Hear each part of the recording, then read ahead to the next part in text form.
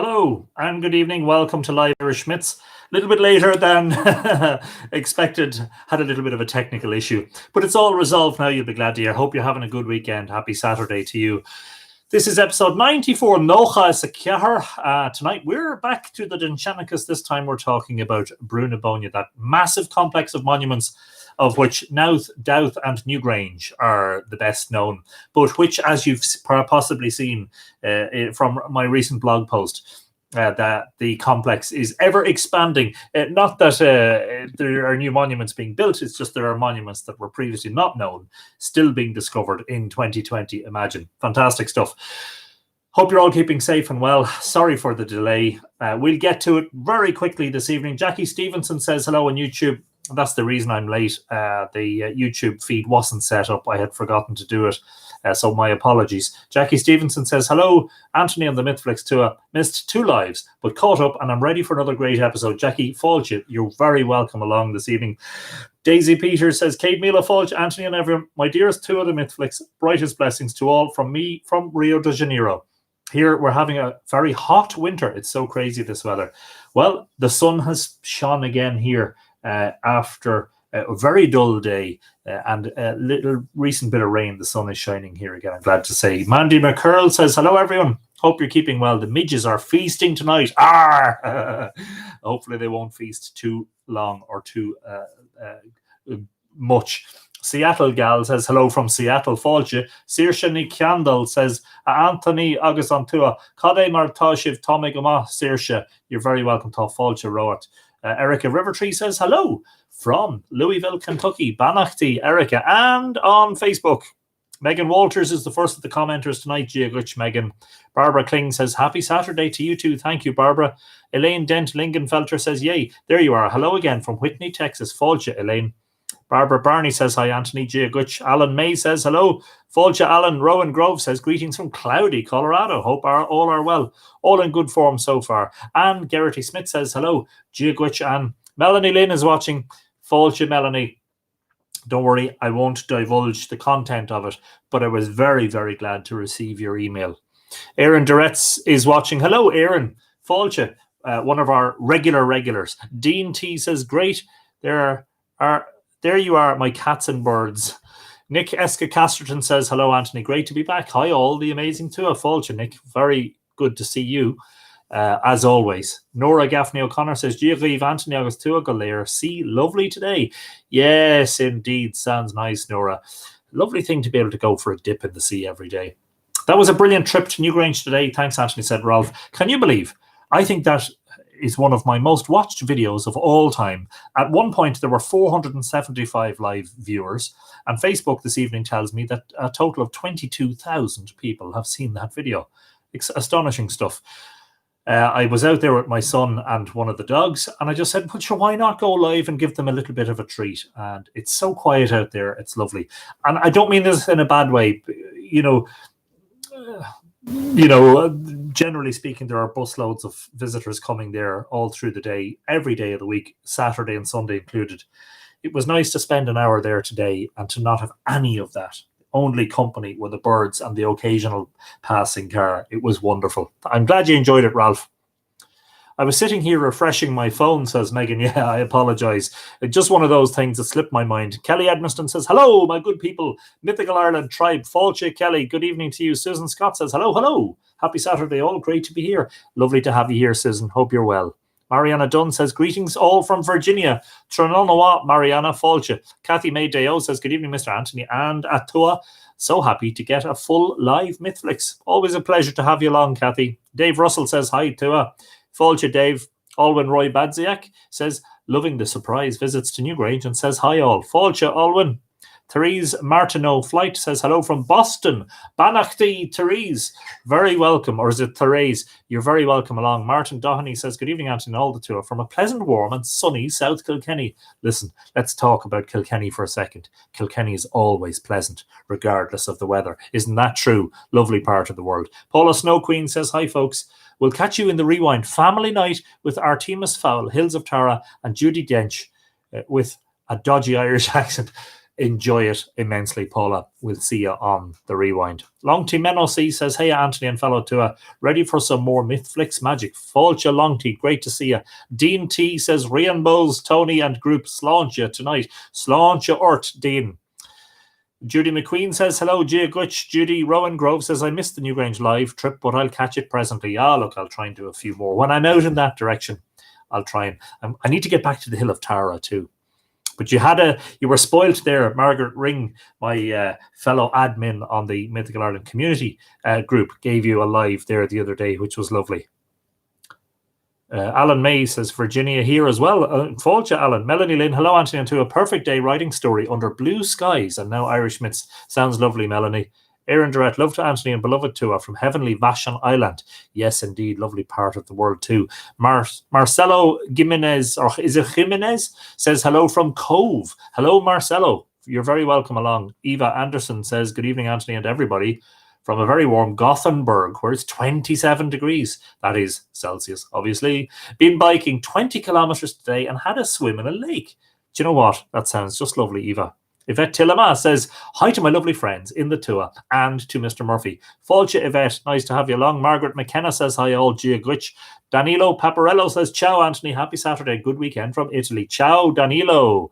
Tom King says, good evening, Anthony and the mighty Tua. Hope all having a lovely weekend. Great so far, Tom. Lovely to see yourself and Margaret getting on like a house on fire, or like a forge on fire. I hope you had a great time. Looked like you really did. Nora Gaffney O'Connor, Paula Snow Queen. Artemis is supposed to have some nice shots of Ireland. Oh, yes, indeed. Hello from Sacramento, says Lynn Bedry. Fáilte, Lynn, good evening to you. I hope it's nice and sunny in California today. Kristen Gray Taggart says, hello to all on my lovely sunny birthday. I hope all are well. Oh, do you know what? And that's another thing that I had actually taken a note of in my little black book. Kristen Gray Taggart, apparently it is your birthday. And it is also Doris O'Hara's birthday.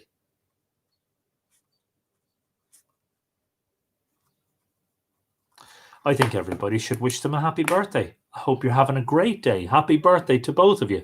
Joy Buchner Winkle says, hello all, Gia Glitch. Richard O'Neill says, hi, Anthony. Hello, everyone. Fáilte. Anne McCallum says, hello, Anthony and the Great Tua. Lovely to see your video earlier. Last time I was there, it was during another lockdown. The winter storm at the end of February, beginning of March 2018. Was a happy, contented captive of the beast from the east. Yeah, a couple of months later, we parched out and everything became dry and Dronehenge and all that. Yeah, it was a very memorable year, that. Donna K. Kelly says, greetings to all. Fáilte. Thank you for the wonderful video, says Kathy May. No problem. 22,000 people and I missed it, but I have the dessert, says Yvette. Sandra Patterson says, hi from Scotland. Gia Rich, Sandra Trononawa. Movanway says, aha, I'm on time. Only because you're late. Hi, wonderful. And Anthony.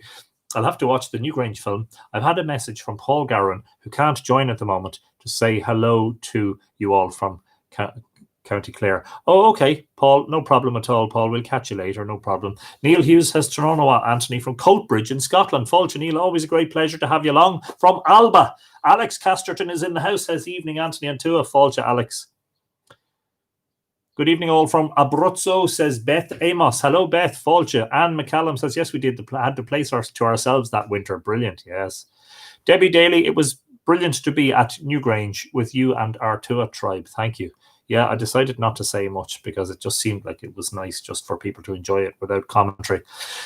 Charlene McLean Cosby says, another rainy day in North Carolina. Sorry to hear that, Charlene, but hopefully you're well ensconced under the cover of a warm roof, and hopefully you have a nice cup of tea or something in your hand for the stories. Alan May says, I'm excited to be able to visit Ireland in September. Hope that works out brilliantly for you. Randy Kent says, hello from Arizona. Fáilte, Randy, nice to have you in the house. Deirdre Nichoin says, making my day in Canada. Brilliant stuff, Deirdre. Nice to have you along. Theresa McGuinness says, North Florida, glad to be with you all. We're glad to have you along, Theresa. Gillian Smith is watching. Hello, Gillian. Good evening. Harry Lambert says, hi, Anthony from Athenry. Fáilte, Harry. Low lie the fields and all that. Amy Kircher says, hello from Oklahoma. Fáilte, Amy. Stephen Greer is in Little Rock, Arkansas. Says, sláinte, Stephen. Good evening to you. Donna Jean Porter says, hi. Fáilte. Donna Jean, you're very welcome along. Hello, Anthony, says Ali Athy Thompson. Good to see you. You're very welcome along, Ali. Fáilte, make yourself comfortable. Pull up a seat. Grab yourself a dram. Put the feet up. Relax and then have a good time. Louise Sherrill says, hey there. Giaguich, Louise, Fáilte. Edina Sparks says, hello all. Just in from Time with the Horses. Ready for some cool air, tea and time with the Tua. Lovely stuff. Melanie was also on her horse, so sounds like a great time. Happy birthdays being issued to the birthdayers. It is also William Butler Yeats' birthday today. That is true. I have a special poem. Please remind me before we finish. There is a lovely poem that I want to read. It's a short one, but there's a lovely poem I want to read you from Yeats at the end tonight. Don't let me forget, please. Somebody said it the other day on Yeats' birthday. Could you read some Yeats poetry? Regina Sweeney says, "Gee, Rich, Fáilte, Regina." Everybody sing happy birthday to you, happy birthday to you, happy birthday, dear Doris O'Hara and Kristen Gray Taggart. Happy birthday to ye, as we say in Ireland. Ye, you plural. Kirsten Salisbury is in the house, says, hello all, happy birthday people. Yes, indeed. Isn't it wonderful that they're getting such nice greetings from all of their fellow tribe. Sue Anderson says, greetings from Madison in Wisconsin. Is it WI's Wisconsin, is it? Hello, Sue. Fáilte. Pamela Darby says, hello, I love your program. Brilliant. Great stuff, Pamela. And enjoy yourself. And I hope you really enjoy this episode. Hope you have a great time. Neil Hughes. Oh, yes, lots of birthday wishes. Francis Tute is watching. Hello, Francis. Luna Walsh says, hi, Gia Gwitch. Kristen Murray. Andre says, back in from the Chicago area. Have missed everyone this week. It's lovely to have you back, Kristen. You're very welcome. Tom Lawler says, doing well. Made it to see a live video. Hello to everyone from County Tipperary. Always a pleasure to see you, Tom. Barbara Murphy says, late, but sounds like I made it. Hot day in Tucson. Yes, indeed, Barbara. I was a little bit late myself, but it's a no-brown zone, so there's no apologies. Don't worry about it. Always a pleasure to welcome another Murphy along. Dawn Hilton says, hi, Anthony, and to a tribe. Love from Lancashire. I'm painting Celtic design stones. Listening to you, that sounds fabulous. Don't forget to share some pictures of them on the community page afterwards. Steve Martinson says, hello from Madison in Wisconsin. Looking forward to another day with Anthony and the MythFlix clan. Brilliant stuff, Steve. Always a delight to have you. Anne Scott Doherty says, hello from Grants Pass, Oregon. I was supposed to be in Ireland next week, and then we had the virus hit. Oh, look, hopefully it's just a postponement, Anne, and you'll get here before too long. Kelly Edmondson says, I love it when you read Yeats. Brilliant. Hope I can do him justice. Okay, I think we're getting there. Are we? Lucan Wolf says, hello from Trinidad and Tobago. Always brilliant to see a new country represented in the clan. Hello, Lucan. Fáilte. And Block. Monumental Ireland says, gardening and dodgy birthday singing. Couldn't ask for better company. Francis. Yes, always a pleasure to see Monumental Ireland in the house. Pat Rowan is watching. Fáilte, Pat. Hope you're keeping well. Hope you had a nice week and hope you're having a great weekend. Liv Matos Solino says, hello, Brazil. Hello, Liv. Very nice to have you along. Margaret Ring is watching. Hello, Margaret.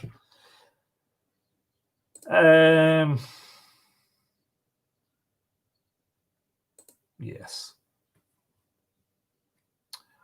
Let me see who I'm missing on YouTube.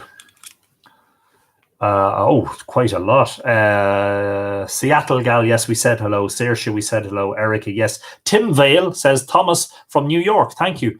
Good evening, Thomas. I hope you're enjoying yourself. John Main says, greetings from San Francisco to all the Tua. Fáilte, John. Banachty.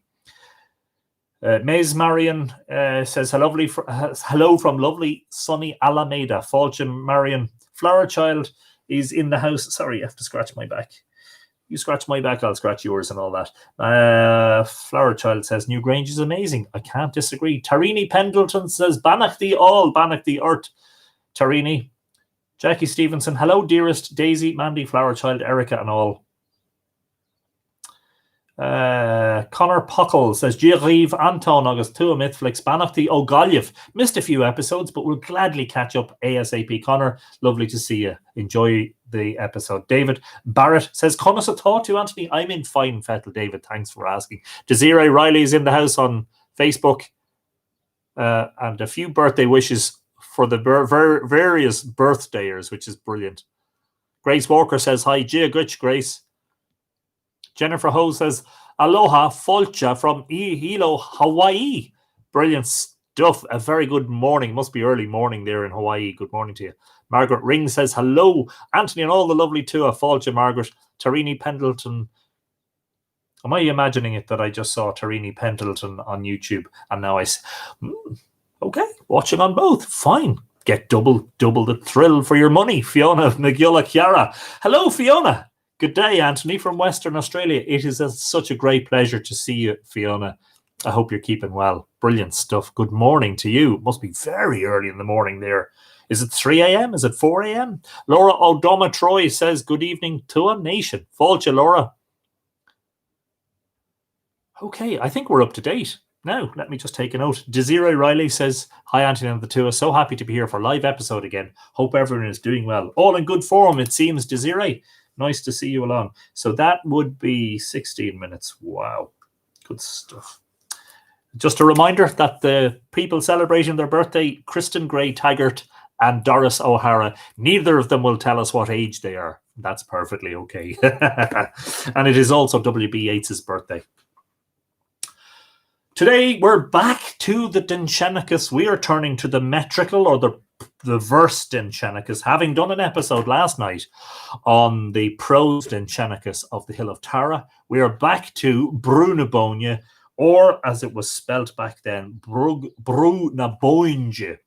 And we're going to read the two verse stories about the Brú from the Metrical Dindshenchas, in this case, a reprint of same, Volume 2 by Edward Gwynne, originally published by the Royal Irish Academy back in 1906. Stacey Gearan says, hello again, Folcha Arash Stacey. Rita Kochowski, my first live visit from Los Angeles. Sad to have to cancel my trip in September. You're very welcome along, Rita, and hopefully you'll get to be able to go back to Newgrange or Ireland, wherever it is you're going, before too long. But you're very welcome along to Live Irish Myths. And so, Brú na Bóinne 1 and Brú na Bóinne 2 are the poems that we are going to read. And then we do a tiny little bit of reading from Geraldine Stout, the archaeologist, who I happened to be speaking to on the phone today. Geraldine and her husband, Matthew, are two archaeologists who have been working on various excavations in the Boyne Valley region over the past, certainly as long as I've been researching, certainly for the past 20 years, but longer than that again.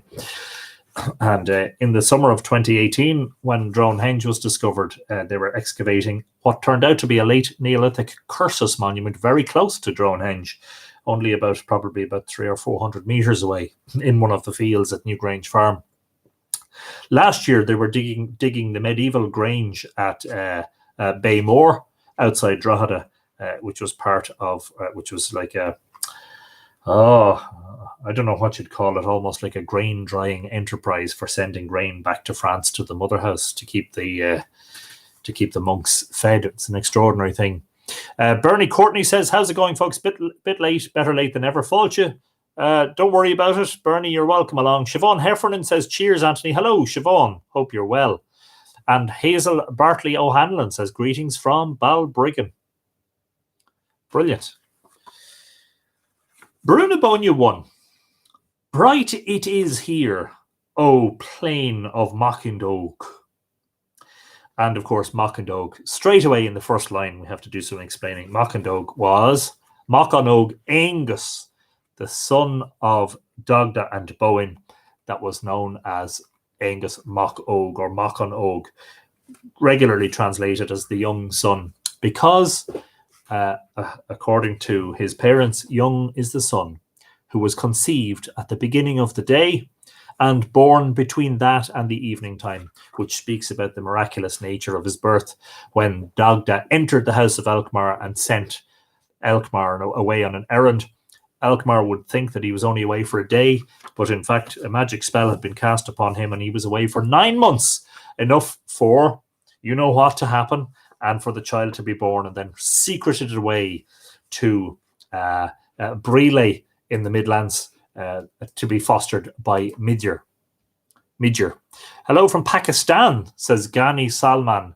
Letterpress printing. Very interesting, Ghani. I hope that you're here to enjoy the stories and not just to advertise your printing company. Anna Connolly says, hello from Queens in New York. Good evening. Fáilte. Bright it is here. And that's very interesting because it's apparently talking about the landscape of Bóinne. Bright it is. Hello from Maryland, says Donna Fire. Hello, Donna. Nice to have you along. Bright it is here. I'm reading it again. Bright it is here. O plain of Machyndoke, wide is thy road with traffic of hundreds.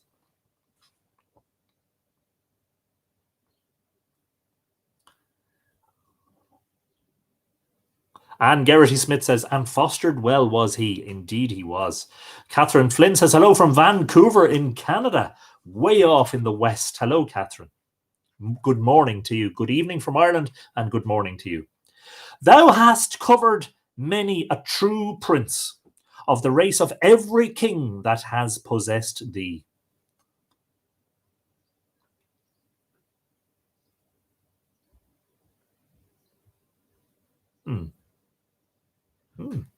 Every bright wonder hath adorned thee.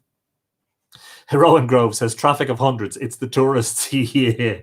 Every bright wonder hath adorned thee. O clear shining plain with scores of hosts. Fichtiv Shlua. Now a Shlua can describe a fairy host, by the way. Dave Russell says, Anthony, have you any plans to make more proper documentaries like The High Man? I absolutely loved your Newgrange drone vid, an absolute wealth of talent. Yes, I am thinking about making a longer film, which would be more about the deeper stuff, the poetic, the imaginary, you know, more about the resonance of the landscape and the ancestors. I am thinking about doing something. It's all about time. It's about trying to find the time to do it. Anyway, sorry, I better concentrate. Every bright wonder hath adorned thee, O clear shining plain with scores of hosts. O lucent land of grass and wagons. O virgin mead of birds and islands. Nenach. Wagons. I don't understand that one. And it's wagons with two G's.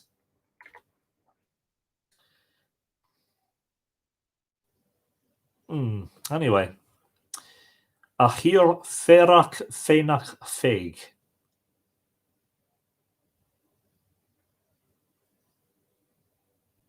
Yes. The house of Machyndoke above thy stead. And of course, that's Newgrange. Above thy stead. You know that Newgrange is pretty much on the pinnacle. It is on the top of the ridge. It dominates the whole monument complex. It is the center of it, as it were, and it looks down on a lot of stuff. So don't forget, folks, if you see spam and trolling, block and report. That usually does the trick. So don't worry about it. If I see it, I'll try to do it also. Adelia Lee says, hello from Mississippi. Fáilte.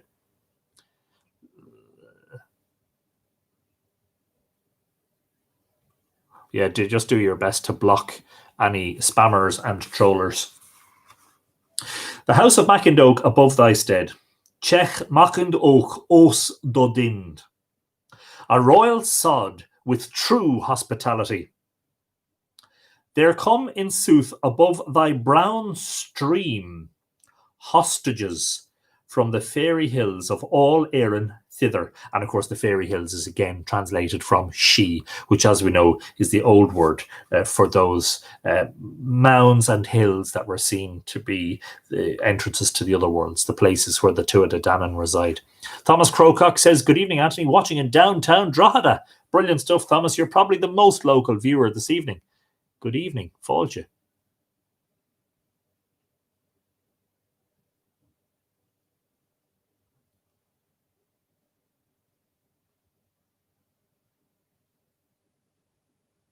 Okay, I think I may have eliminated our problem. Jacinta Paisley says, hi, I'm late again. Don't worry. That's okay. Yeah, Megan says hostages. That is translated from Gael, G-E for the I-L-L, which, Dóin O'Neill, the mound of the hostages on Tara. I'm not sure. Like, the whole thing about hostages in relation to kingship was, I think I explained that before, was that the over-king would keep sons of the surrounding kings, the surrounding Tuatha, the surrounding tribes at Tara, etc., to try to prevent an incursion, to prevent the said kings coming and attacking him, because he would just kill their sons. He would keep them hostages. I'm not sure what it means, though, in this context.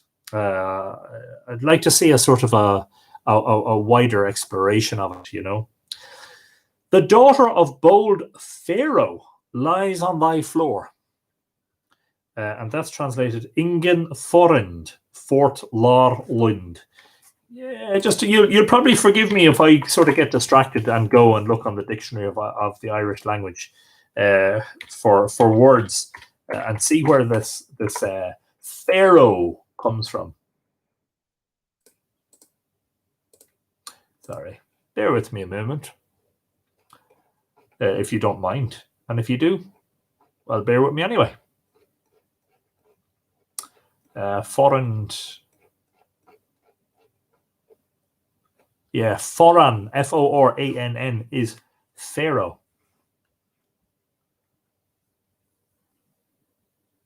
It's very interesting. The daughter of bold Pharaoh lies on thy floor. And I know a lot of people will think, well, that must mean the Egyptians had something to do with building the monuments. Don't get caught in that trap. A kind princess, precious was the diadem. Over her was set the tower in that place. Tor, T-O-R. Yeah, like Glastonbury Tor. That's very interesting also. See if Tor comes up just as a head word. Tor, sorrow, but also a tower or a fortified building. Also translates as a flame or a blaze, and also a champion or a hero.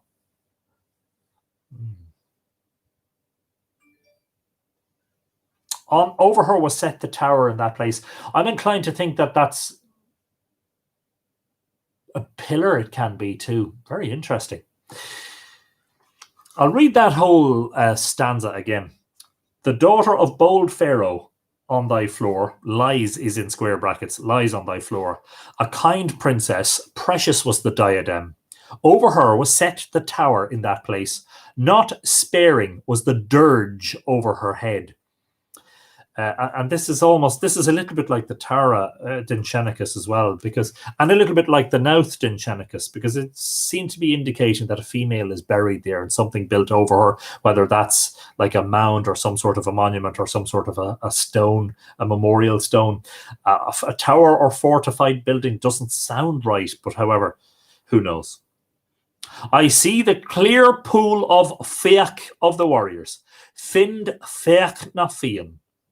West of thee, not feeble the deed, till the day of doom, mighty boast, shall he abide on the slope of the royal wrath.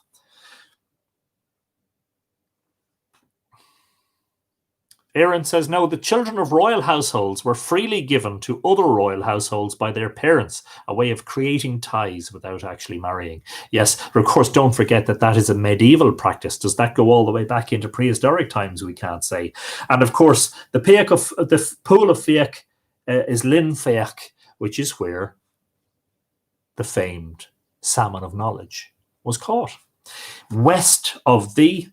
I'm not sure in this case what it means, west of thee. West of She Machanogue, perhaps the house of Machanogue, which it was talking about 2 stanzas ago, and of course Féach's Pool is on that far bend in the river as the river turns towards Nowth over beneath Rossnaree.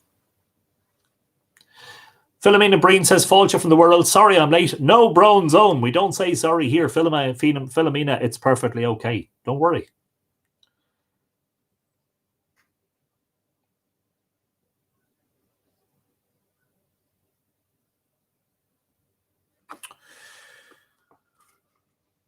Here slept a married pair after the battle of Moytura yonder. The great lady, the swart Dagda, not obscure is their dwelling there. Dagda done, swart. Interesting. Again, always, I mean, the beautiful thing is when you have the Irish and English together, always check that there isn't perhaps a more appropriate, appropriate is probably the best word. Word that, remember we were saying about, fairy nouns and elf nouns. That's not a very good translation of she.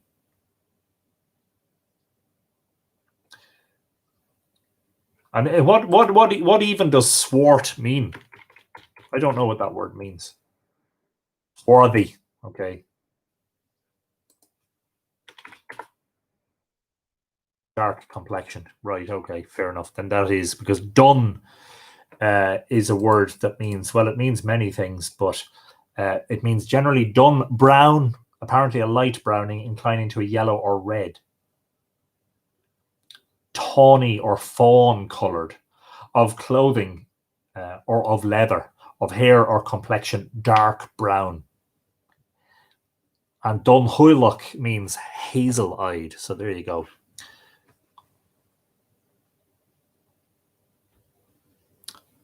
Doris is saying it's her birthday. We were wishing birthdays. We were saying happy birthday earlier on. Don't tell me you missed all that. She'll have to rewind,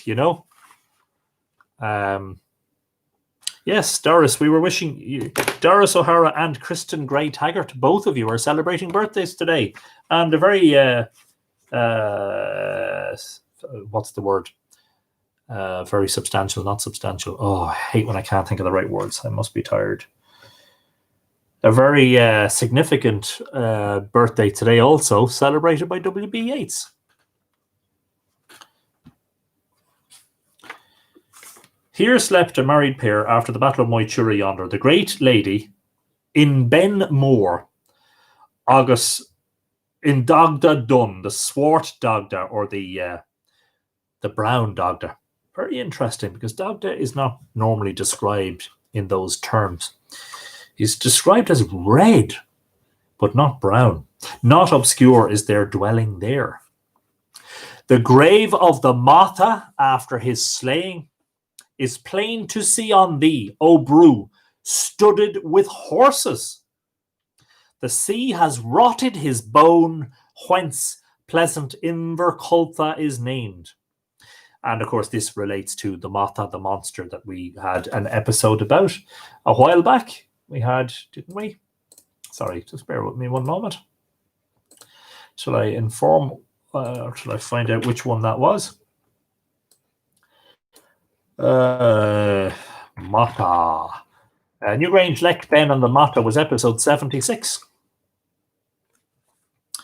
Lechten Mata Irna Goin, Leer Fort a Bruig Brekkes Greig, Achnoiv Rocherby or Rocherby in Muir, Deata Invercolta Cain.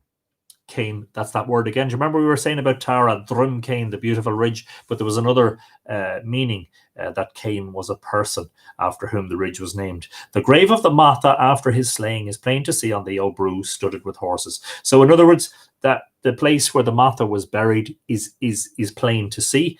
Now, it might have been in medieval times. We don't know which monument that might be. The sea has rotted his bone. Of course, the story was that his bits, after he was chopped up by the men of Ireland and thrown into the river. Yes, his rib cage became Dublin. Nora, very well remembered, became Dublin. I think Donna is asking if this is Old Irish. I think this is Middle Irish.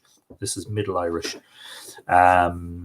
Yes, indeed. His bones and his bits and pieces floated along through the river and out to sea and created different landscape features, one of which was Inver Culpa, the estuary of the Bóinne, which in one version of the Dindsenchas stories is named after the monster, and in another version it's named after Culpa, the swordsman who was one of the brothers of the sons of Meal. I did sing to you, Doris. Yes, I sang Happy Birthday.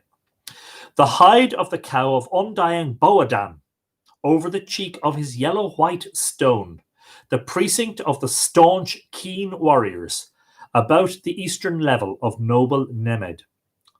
This bit, I'm not so sure. Boadan was named in the annals as the Bochel of Elkmar, the shepherd of Elkmar, and was supposedly buried at Douth. Not sure what that bit means at all. Over the cheek of his yellow-white stone. Lech Buji Bóinne. Okay, Buji Bóinne. So, yes, yellow. I understand. Os Grui. G-R-U for the A-I-D. I'm going to do it again. I'm sorry. I have to do it. G-R-U for the A-I-D. D-I-L.I-E is the dictionary of the Irish language. Gruig, is that to do with hair? Gruig. No, it's not. It's not the same word. Grua, a cheek, yeah. That's what it. G-R-U-A-D. And of course, as with all of these things, the spellings vary so much. So if you look that up, I'm going to paste a link in to the Dictionary of the Irish Language, where I'm reading from right now. I'm going to paste that in, and when you get a chance, have a look at it. And have a look at how many different ways grua is spelt, as in cheek. And this is one of the tasks that was very difficult for the scholars. Now, I'm not talking about the original scribes. I'm talking about the scholars who have translated all of this stuff for us. In this case, Edward Gwynn. We've encountered the works of John O'Donovan and Whitley Stokes and others. One of the difficulties was that there can be so many different spellings. In this case, grua, there is 1, 2, 3, 4, 5, 6 different spellings. G-R-U for A-D-H, G-R-U-A-I-D-H, G-R-U-A-I-D-H again, G-R-U-A-D, G-R-O-D-E, G-R-U-A-D-E. It must have been some fun for them, you know? It's like, well, I suppose it's a little bit like, you know, today people make mistakes when they're writing. They spell, for instance, where and where, your and your, Y-O-U apostrophe or E is regularly written as Y-O-U-R. It must have been infuriating at times for the scholars trying to translate this stuff. What the hell is he trying to say here, you know? I don't understand that. Over the cheek of his white yellow stone. Anyway. At the trench of the gentle seagulls, it is there was wrought the deed. Great the proud feat of the spear, the slaying of Finn, whom the bold Lune smote. Now, that is undoubtedly not Finn McCool. Another Finn, I presume. Perhaps I'm wrong. At the trench of the gentle seagulls.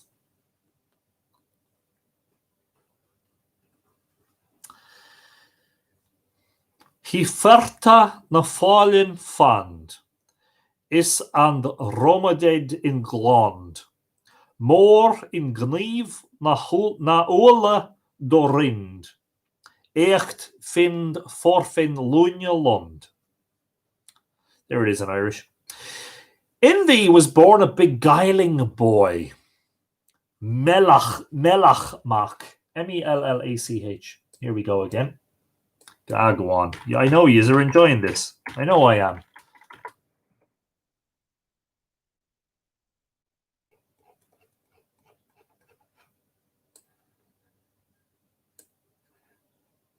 Melach, protuberant, bulging, knobby, or humped. Okay, that's not what it means in this case. Pleasantness is the other word. Melche. Pleasantness, or that which is pleasant to the senses. In thee was born a beguiling boy. Kellach, who plundered the plain on his track. He was able to face a tribe. He captured thee, and died in thee a death of pride. O beaked bark of the strong towers, the sea tide visits thy stead. That, my dear people, is fascinating. The sea tide visits thy stead. Now, stead is translated from the word dind, and dind is central to Dindsenchas, because although we think of it as the stories or the lore of the sacred places, Dind actually means a hill or a height, literally a hill or a height. It can mean a number of things: a fortified hill, a walled or fortified town, a citadel or stronghold, a stead or a noble place, a mansion or court, a pinnacle or a peak, or something agreeable or pleasant. Fantastic. So in this case, Dindsenchas, the lore of the notable places, but specifically here, the sea tide visits thy stead.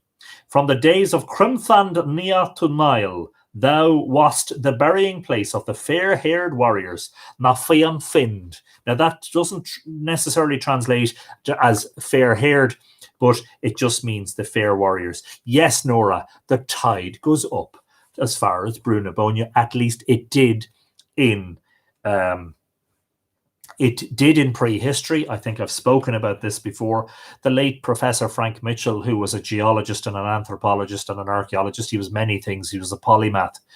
He said that tidal deposits had been found up near Nowth, right around at the far end of the bend of the Bóinne, suggesting that in prehistory the Bóinne was tidal. The difficulty is, and the reason it isn't tidal now, is because the flow of the river, or the tidal nature of it, has been severely disrupted by the addition of all of those great stone weirs, the salmon weirs.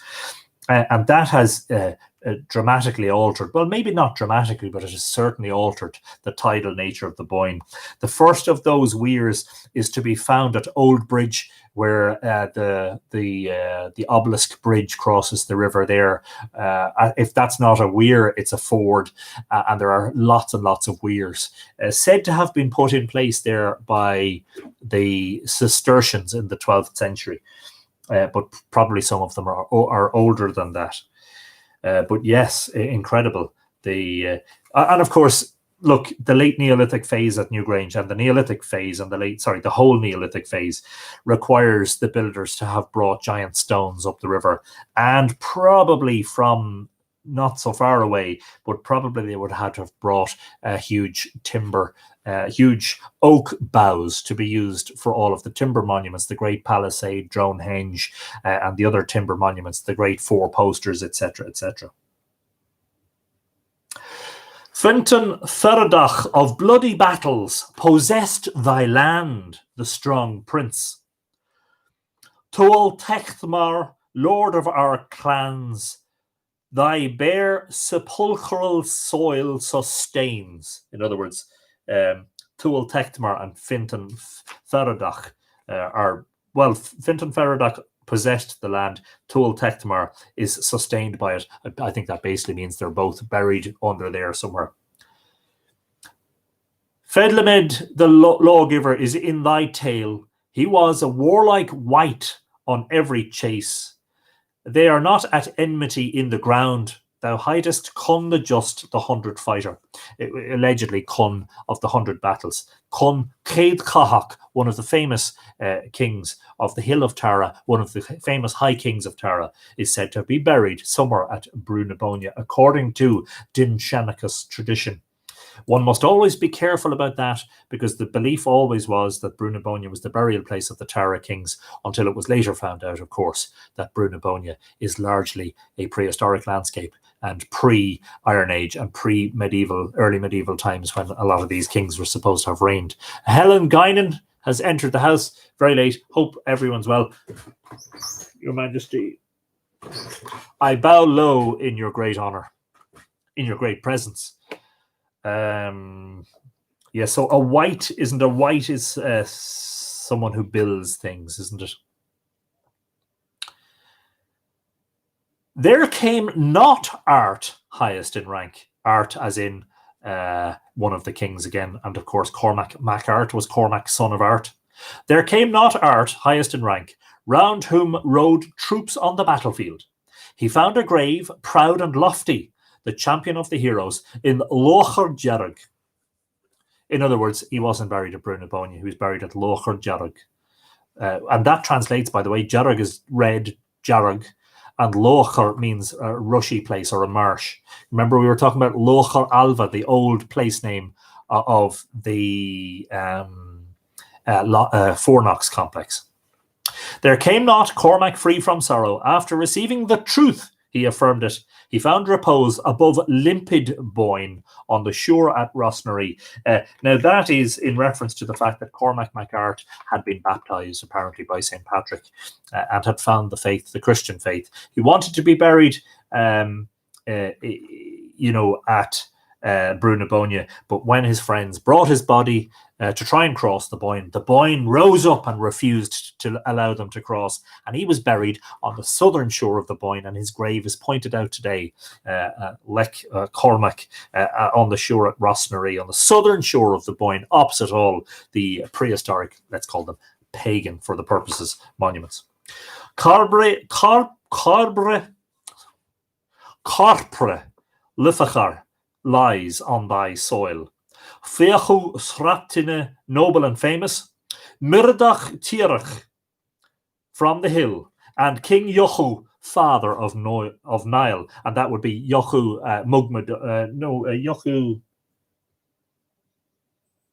Yes, Yochu Mugmadon was Nile of the Nine Hostages' father. Sorry, yes, somebody wants to know what Anthony is reading. I'm reading from Volume 2 of the Metrical Dindshenchas, translated by Edward Gwynn. If you want to get yourself a copy, you can actually download a PDF of this from the internet. All of the Metrical Dindshenchas volumes are available to download as a PDF from the internet. There came not Cormac free from sorrow after receiving the truth.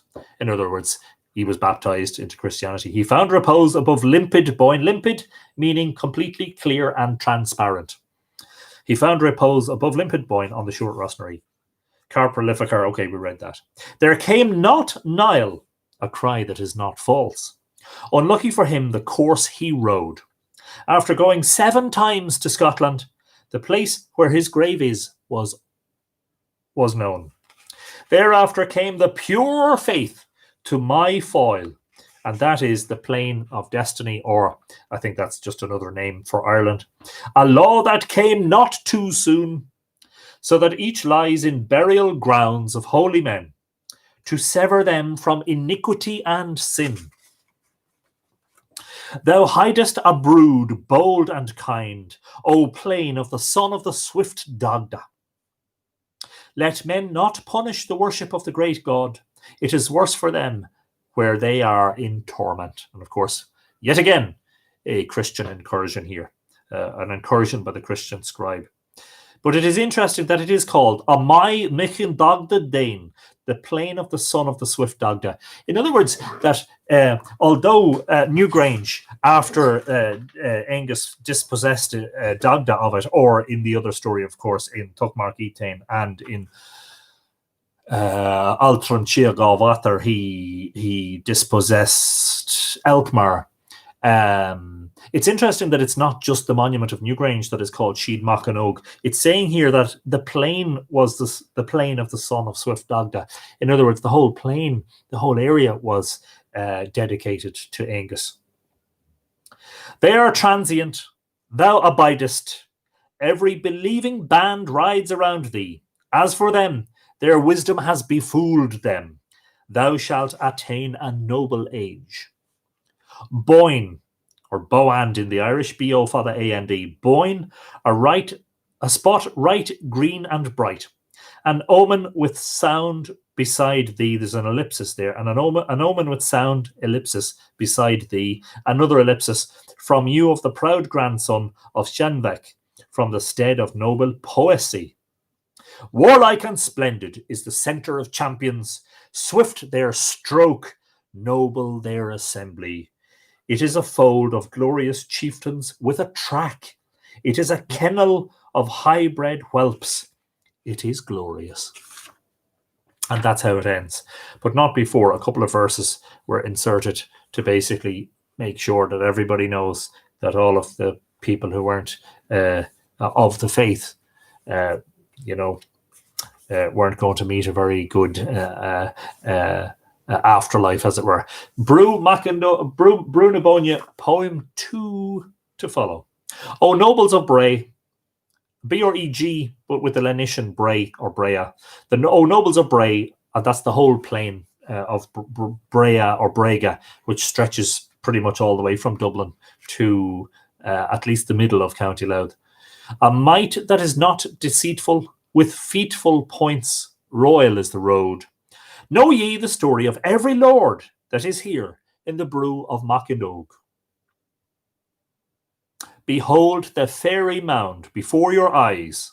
And of course, that is translated from the word she, S-I-F-O-D, which is an otherworld mound, or one of the great monuments. Behold the she before your eyes. It is plain for you to see it is a king's dwelling. It was built by the harsh Dagda. It was a shelter. It was a keep renowned for strength. I'm not sure why they're calling Dagda harsh. It's from Dur, D for the or. I'm wondering if that's just relating to the... Okay, it means hard, rigid, or solid, hard to bear, rigorous, or severe. Also a bitter enemy. Okay, fine. Dagda Mór, the great chief of the gods, was nobody to be messed with, basically.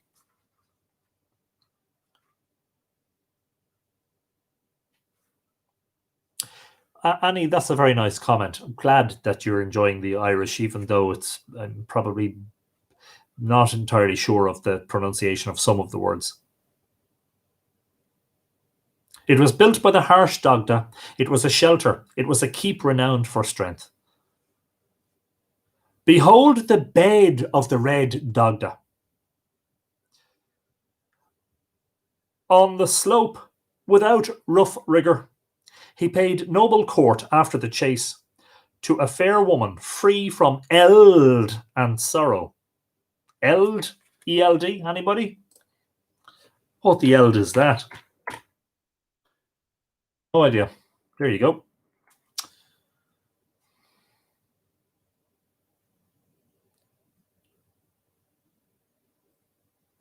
Merg, M-E-I-R-G. Let me just have a look. M-E-I-R-G. Rust or corrosion.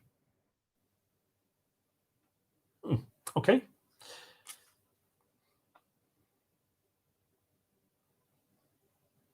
Free from corrosion.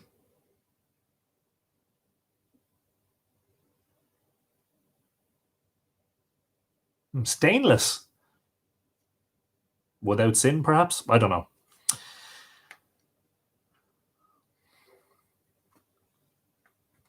Behold the bed of the red Dagda on the slope without rough rigour. He paid noble court after the chase to a fair woman free from eld and sorrow. Of course, the bed of the Dagda's mound is separate to Newgrange. It is the one down on the floodplain. Behold the two paps of the king's consort, here beyond the mound west of the fairy mansion. The spot where Kermach the Fair was born. Behold it on the way, not a far step. And of course, he's referring here to two paps or two breasts. And it has been suggested, I think, by Geraldine Stout and others, that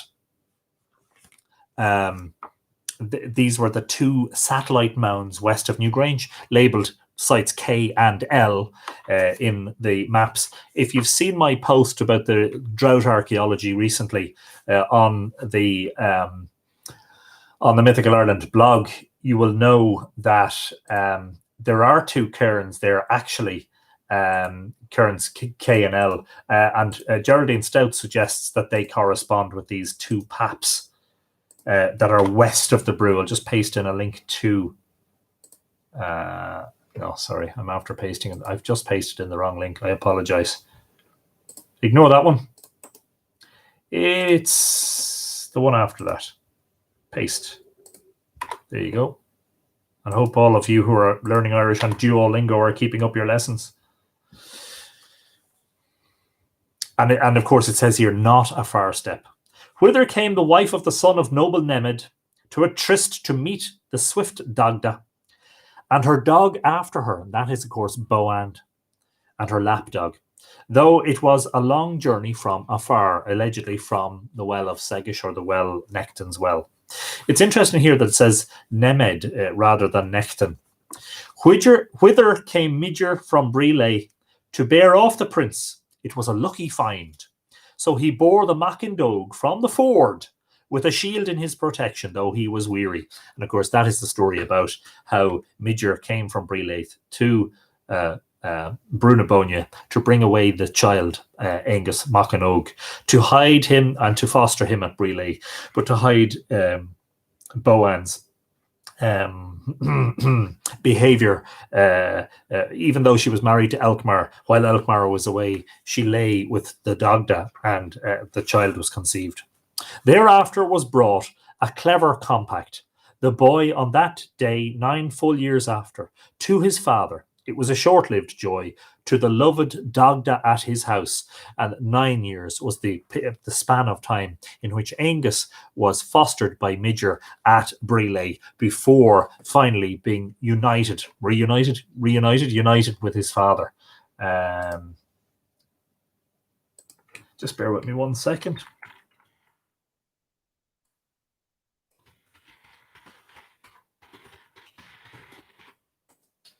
Sorry about this.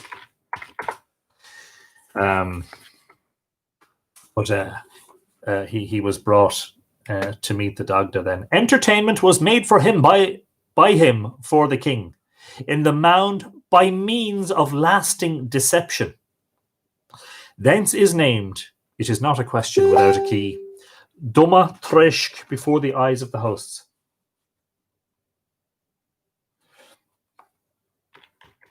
Sorry, I was messaging my daughter. Good. Sorry, I'm totally distracted now. Yeah, I don't know what that means. Entertainment was made by him for the king, in the mound by means of lasting deception. Ishin Chid Tre Bregrad Moan.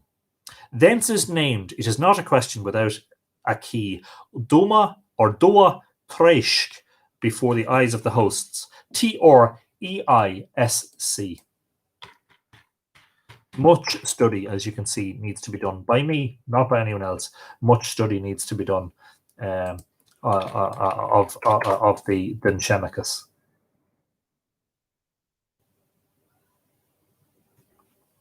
Tresk, also T-R-E-I-S-C, means remains or refuse or leavings. I wonder, does that mean remains? Dua Treshk would mean the mound of the remains. Thereafter, the stern Dagda refused his request. To whom belonged the keep? It was no abode of grief. So he dwelt in Ochan, O-C-H-A-N, a journey with lamentation, after warlike labour, after a time of carousing. The trench of Eschlon pilgrimage revered, where good men used to cast questions, a sword with a brave portion, a deed without concealment. For the son of Calpurn, it was a path of grace. I do think that there has been...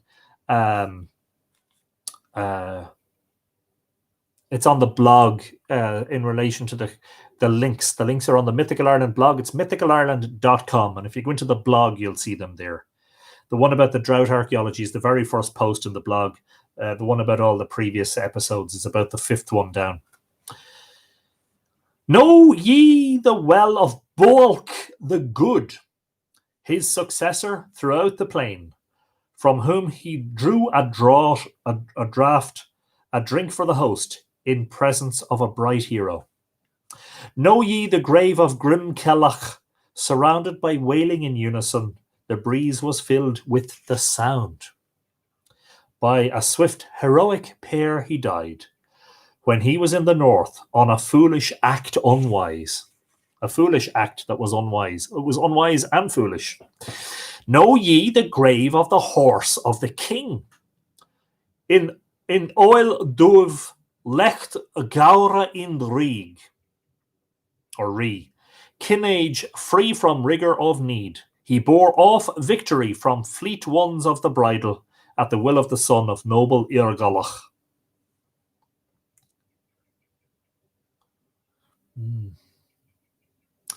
Yes. Anyway, I'll not get further distracted. The comb, the coral of the woman, and that's coral, Corral, which is translated from Irish curl, Currel. A comb or a rake. Meaning uncertain. A bright comb. I know it's translated as a comb in elsewhere, but a coral. So the comb and the coral. The comb, the coral of the woman. The comb, comma, the coral of the woman. In whatever place each of them is, it shall abide till the doom come. Their beauty shall not grow less and less. When you see doom or doomsday in any of these myths, that's usually again an insertion by the monks, because they're the ones who believe in the eschatology, the end times, the doomsday, the revelation, or the apocalypse. Behold before you, it was the boast of every bard. It was the grave of a noble man, fame without decay. They celebrated the meadowland of a fierce slaying, the mound of Eid Lurgnech on the hill slope. Eid, which means flame, doesn't it? Lurgnach on the hill slope, whoever Eid Lurgnach was. There was caused bloodshed by its chief upon the resort of ridges and territories. Cleach a Ocus Creach. And of course, Cleach Balya Clea, the ford of the hurdles, could mean a fence, some sort of a division. This could be relating to the Great Palisade, or one of the Palisades. Ridges is interesting because, of course, the whole the valley is separated by its various glacial ridges. There was a general vengeance of the tribes in the place where the great Morrigan was smitten. We don't exactly know where that is, unfortunately. Know ye, for noted deeds, with true clear learning, with scores of chiefs, the plain of bright actions, where shields used to be, the prison of the grey, where the grey steed was, and that is Leah, the famous grey steed, Leah. That's interesting. Where was it, though? The prison of the grey.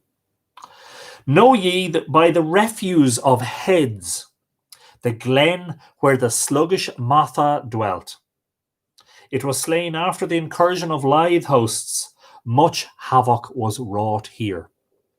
And of course, this is their saying, do you know where the glen or the valley is, where the sluggish Matha dwelt? And of course, we encountered that in the episode about the Matha, that the Matha was described as sluggish and slow moving, and that it licked up the Bóinne till it became a dry river valley. Thereafter came a deed without concealment, the kings from a pleasant land on account of him, to view the vast Matha, and each planted on him pitilessly his stone. And this is a very strange verse that we explored, I think, in episode, was it 76, the Matha one, that basically the kings came from roundabout lands to view the dead beast, the Matha, which we're told had been chopped into pieces and thrown into the Bóinne, but that they came there and planted a stone on its remains, almost as if it was a memorial stone. Bóinne planted his keenstone in the portion which is called Finn's Seat. In presence of the hosts of the glens, he left his head on the plain of Mend. Thereafter came the mighty Ulsterman, Cunn's proper share, against him, to strive with the might of the sluggish Matha. So his limbs were broken on Leckbend, this mysterious stone, Leckbend, which I said in Mythical Ireland, my book, might have been the stone that once stood on the summit of Newgrange, on the top of the monument. A solid barrow was built by them for a rampart over the bones of the beast. That was the trophy, a fight with lamentation, which it possessed with victory and might. The wall of Angus the Blameless, Cashel Mangusa, the name Arthur Lussa, clave to it, the son of Crunchmail, on whom fell guilt when he had drunk mead till he was mad. Yes, he had basically drunk until he went mad. Royal the contest at the cast of the Mock Indog, whence did it arise? When the eye of mighty Mir was broken, or Midger was broken, is there any of you who can recount it? And that happened when Midger came to the Brú to visit Angus, having not seen him in a while, from Bree, and he was playing with the boys in the playing fields, and one of them threw a sprig of holly at him and put out his eye, and he was woefully injured. He lost his eye as a result, and he demanded for this injury a recompense from Angus.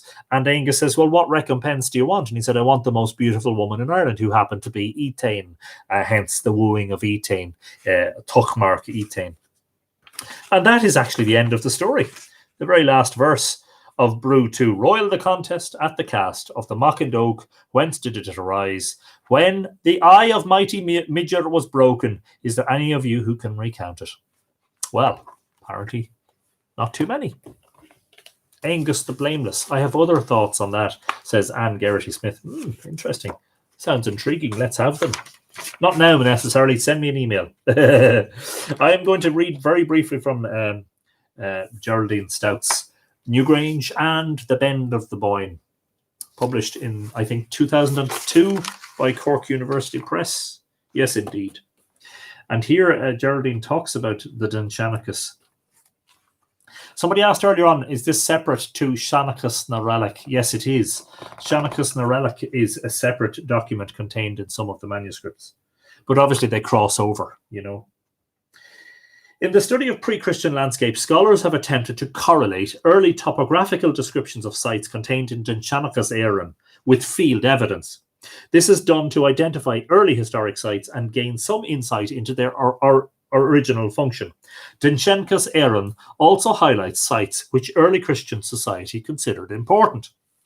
The Dindsenchas incorporates a group of Middle Irish, AD 900 to 1200, legends preserved in prose and poetry, which purport to explain the origin and background of the names of the most prominent natural and man-made features in Ireland. The first element of the word dind literally means a hillock, raised ground or landmark, and the second element, Seanchas, refers to the traditional lore of Irish places. Many of these early stories contain topographical and geographical detail which allow one to locate the places described. The Dindsenchas is contained in differing versions in the manuscripts of the Book of Leinster, 12th century, and the Book of Ballymote, which is 14th, 15th century. The accuracy of the information contained in the Dindsenchas has become apparent over recent years and has been used most successfully in the study of monuments on Tara Hill in County Meath. And of course, you'll know that because we did talk about Tara over the last couple of episodes. Here, its accuracy demonstrates that it was based on an intimate knowledge of the monuments to such an extent that it is considered by one scholar of early Ireland as tantamount to a medieval survey of the hill. Similarly, prehistoric and potential early historic sites in the Bend of the Bóinne have been pinpointed using this source, notably the site of the House of Cletchuk at Rossnaree and the Breasts of Morrigan at Passage Tombs K and L at Newgrange. There you go. So it's fantastic. So contained in the Dindsenchas is information about real monuments. O'Hartigan's poem, Kinage O'Hartigan, Brug na Bóinne 1, celebrates the pre-Christian warriors who were buried at the Brú, described by the poet as the centre of champions. This poem represents the first historic survey of the Brú, in which individual monuments are interpreted in the light of traditional mythology. In the first part, the poem describes the graves of particular individuals still visible at the time of writing, and then proceeds to list individuals known to have been buried there. The graves of the latter were not visible during this time. A further Dindsenchas poem, Brú na Bóinne 2, by Macnia Macangasa, is preserved in the Book of Leinster. In the first stanza, the author asks the nobles of Brea if they know the story of every lord that is here in the Brú of Macandog. The author, O'Hartigan, is familiar with the area and the location of the individual graves. He begins his inventory from the top of a ridge above your stead and works downhill to the riverside. That's really interesting. I hadn't realized that when I was reading it, actually, that it works from the top and goes. Of course, well, it did start with the stead of Macandog and the Paps of Morrigan. Yeah, that's very interesting. The poem describes 16 sites in the Brú which lie in the immediate vicinity of Newgrange. Another inventory-style version of the Dindsenchas for the Brú is in the Book of Ballymote.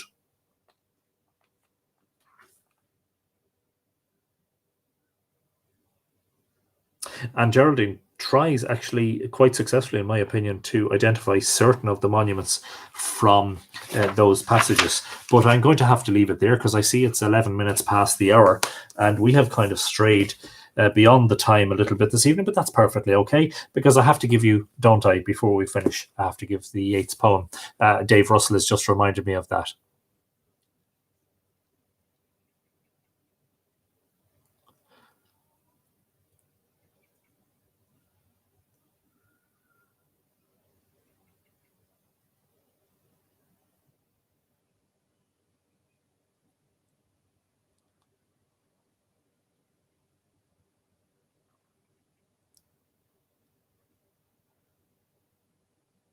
Thanks for that lovely post, Fiona. Fiona Nagyolach, thank you very much for your support. Thank you. Hope I haven't missed too many comments because I've kind of been stuck in the book.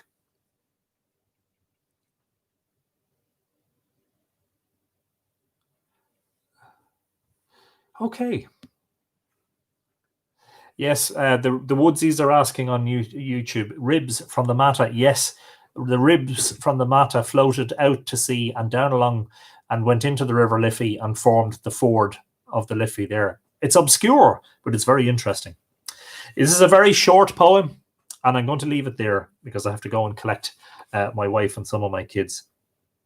It's called He Wishes for the Cloths of Heaven, and I hope you enjoy it. This is from my little book of the collected poems of Yeats, which apparently contains all of his poems. Fabulous, beautiful little work. I actually keep it by my bedside, by the way. Had I the heavens embroidered cloths, enwrought with golden and silver light, the blue and the dim and the dark cloths of night and light and the half-light, I would spread the cloths under your feet. But I, being poor, have only my dreams. I have spread my dreams under your feet. Tread softly, because you tread on my dreams. The great W.B. Yeats. Fabulous. Magical. Folks, have a good night. Have a great Saturday, wherever you are in the world. The Australian viewers, have a great day. And those of you in the States and South America and Central America, have a great day. The rest of you, have a great night. We'll talk to you tomorrow for episode 95. Haven't a clue what that's going to be. We might continue with Dindsenchas. There is so much Dindsenchas. We could do lots and lots more episodes. So we'll see. We'll see. In the meantime, keep washing your hands. Use the hand sanitizer outside, social distancing. Anytime you're going out of your household, make sure that you're keeping 2 meters from people. Good idea to wear a face mask that covers your nose and your mouth. Thank you, everybody. You've been great. It's been lovely having you. Imagine 94 days on the trot. We've been doing this, and what a wonderful community, a lovely family, a lovely tribe has grown up around this. You're all fantastic. Ichawa, Kolosov, August Slán go fóill. See you all tomorrow.